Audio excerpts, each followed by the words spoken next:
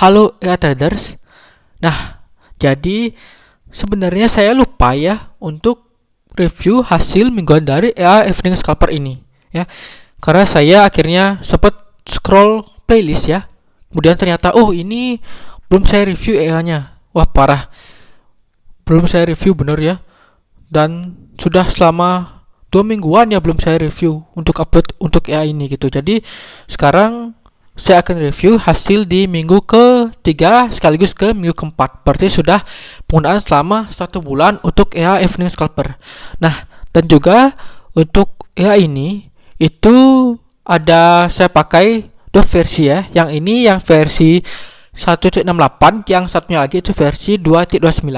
Nah, dan kemudian itu dari minggu kedua itu hasilnya loss ya. Dan karena saya pakai modal di 50 USD ya, keduanya sama. Kemudian karena hasilnya loss, kemudian untuk minggu ketiga dan minggu keempat ini harusnya bisa nggak ya untuk recovery gitu. Recovery karena memang EA ini, Evening Scalper ini mirip sekali dengan EA Night Hunter ya. Cuman bedanya hanya benar-benar mirip, parameter juga sama semua persis ya.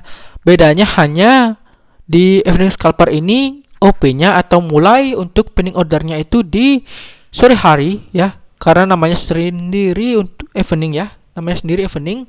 Sedangkan di Night Hunter itu malam hari karena namanya sendiri night ya, Night Hunter ya malam gitu. Kalau ini sore ya, bedanya itu.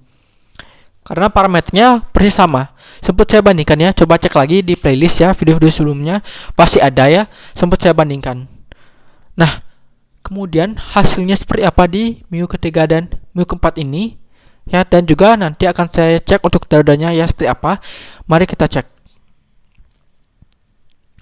Oke, 42 ya. Ini berarti mulai mencoba recovery ya, karena sebelumnya kalau nggak salah 38 atau 39 ya, cukup banyak loss ya. Oke, mari kita cek ya. Awal berarti dari minggu ketiga ya. Minggu ketiga berarti dari tanggal 20 Juni 20 sampai dengan tanggal 24. Nah, ini saya akhirnya pakai di 3 pair aja ya, karena sebelumnya 5 pair ya, itu ternyata loss ya. Kemudian akhirnya karena risikonya itu jadi meningkat ya, jadi 100%an lebih dan merah, sehingga tidak bisa OP, sehingga harus dikurangi untuk pairnya, sehingga risikonya lebih di bawah 100% dan bisa OP ya. Oke, mari kita cek. Oke, cuma ada 2 pair ya yang masuk, Audio USD, RCAF sama Audio USD lagi, 2 pair ya. Dapat 2,89% sih ya, 2,89 USD. Berarti udah mencoba recovery ini ya. Berarti awalnya berarti 38 nih, 38 USD karena dapat profit lumayan. Oke, mantap juga nih. Ini satu lagi RUSD ya, jadi 3 pair ya. RUSD, Audio USD sama RCAF ya. Sebelumnya ada USD CAD ya. Karena ya akhirnya loss ya, akhirnya ya udah saya pakai 3 pair aja. Lanjut lagi. Minggu keempat ya. Minggu keempat berarti dari tanggal Juni 27 sampai dengan 1 Juli. Sip. Oke, dapat 1,50 ya. Loss 1 kali ya, Audio USD. Ini Audio USD ini lebih sering OP kayaknya.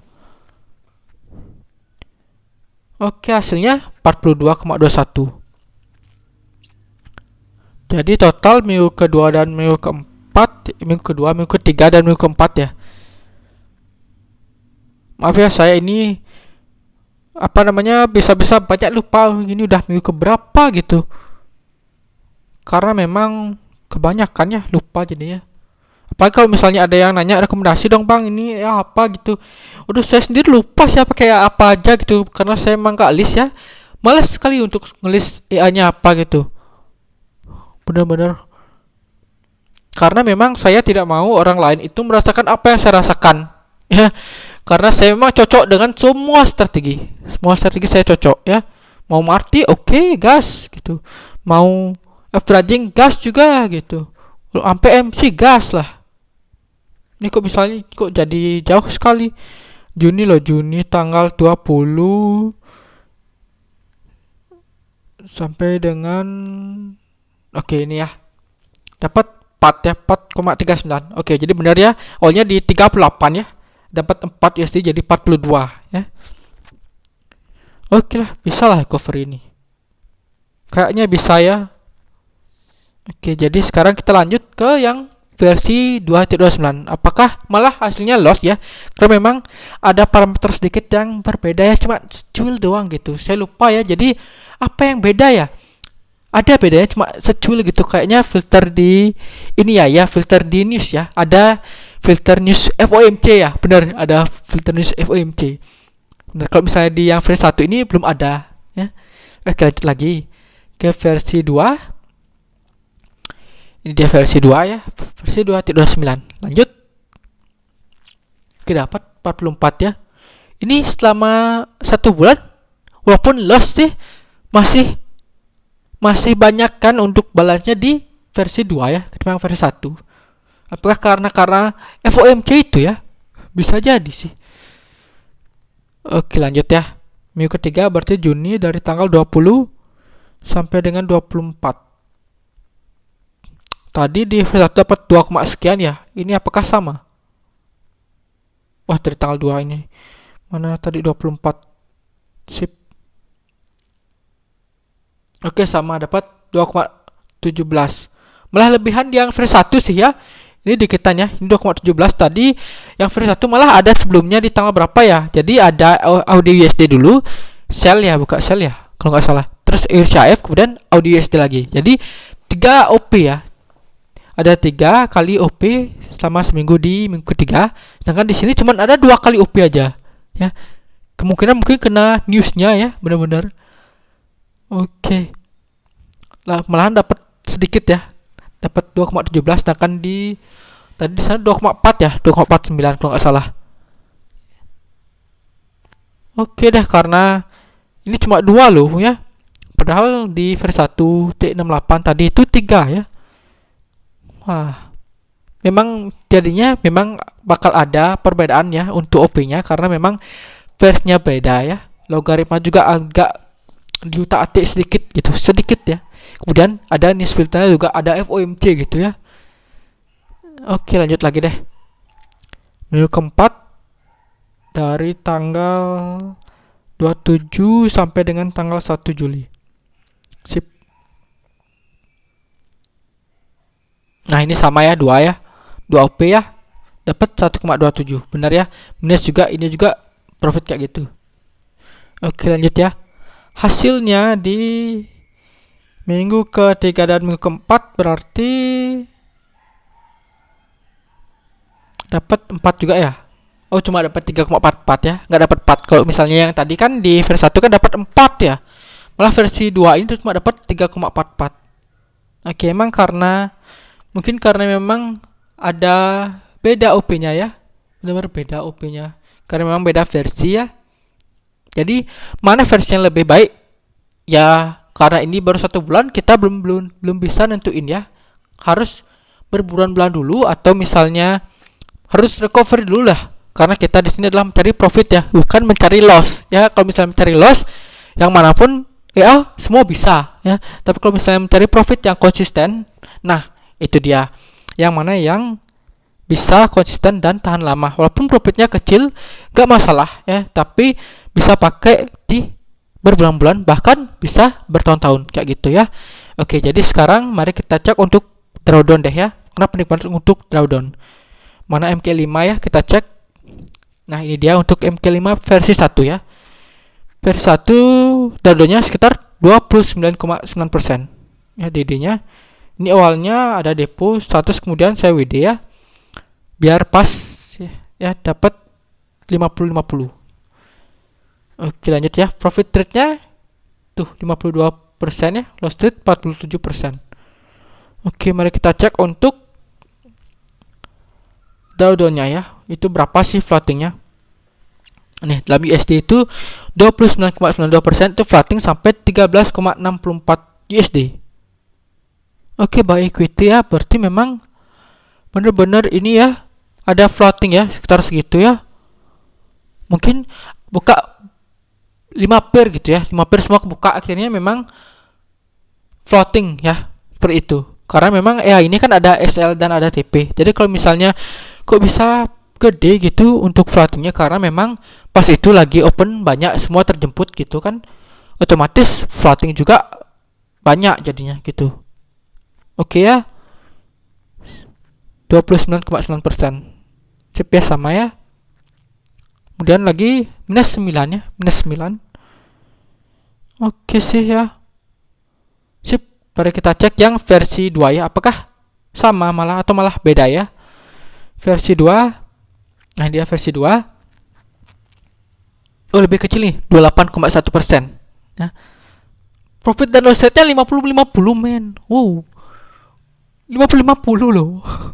Ini benar-benar sebanding gitu ya. 50-50. Lossnya 50, jadi loss lagi recover lagi, loss lagi recover lagi, kayak gitu ya. 50-50. Oke, mari kita cek ya. Nah, ini simbol sebelumnya ya, itu ada 4 ya, itu ada 34, kemudian akhirnya saya kurangi jadi 3 ya. USD saya ini ya, saya cut ya, jadi cuma 3 AUD/USD, RCF sama EURUSD. Oke, lanjut deh, ini dia. Baik, itu 8%, 13,74. Sama-sama 13 ya. Berarti memang pas itu banyak sekali yang terjemput ya, sehingga floating semua. Kalau misalnya nih ada 4 nih, ada 4 pair yang terjemput nih.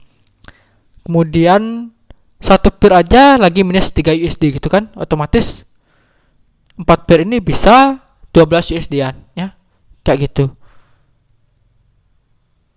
Oke lah, sip ya. Sip.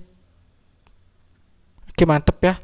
Nah, kemudian plan saya, karena ini sudah 1 bulan ya, sudah 1 bulan tuh untuk penggunaannya, dan mungkin menurut saya ini dulunya lebih kecil di versi 2.29.